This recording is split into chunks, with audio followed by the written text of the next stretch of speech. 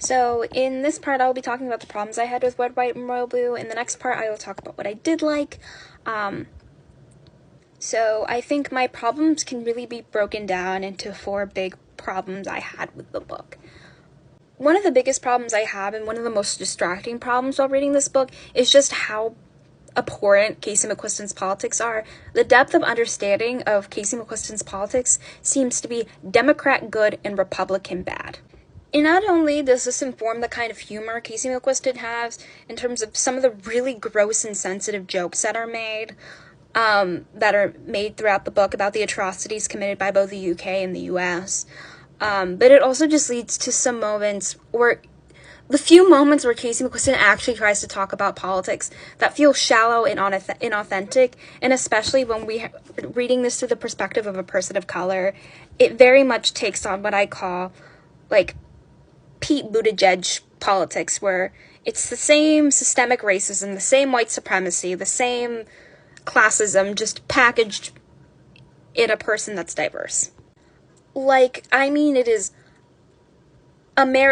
we're living the American dream levels of bad. My second biggest problem, especially because they're writing through the perspective of a person of color, is that Casey McQuiston's understanding of racism and white supremacy is incredibly shallow, so any attempts at writing it that occur throughout the book come off as incredibly clumsy.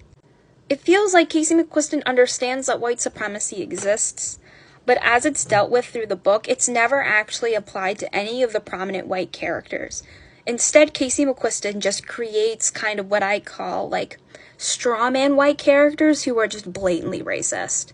There were plenty of opportunities to deal with both Henry's and Ellen's white privilege and racism in ways that were meaningful, but it just never happened, and instead, Casey McQuiston relied on external characters whose only purpose was to be racist, which made the book hard to read for me.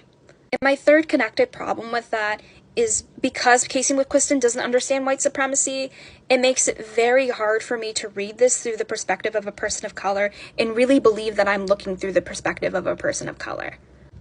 Which is honestly why I don't like reading modern contemporary works by white authors that feature a main character of color, because that's always a problem. And this is more of a smaller problem. I feel like a lot of the secondary characters were very well built and often felt kind of exchangeable with each other, which sometimes made the narrative kind of hard to follow in terms of I kind of forgot who was who. And it made reading a lot of the side characters kind of uninteresting, with the exception of, maybe Ellen. In the next part, I'll talk about what I actually did like about this book.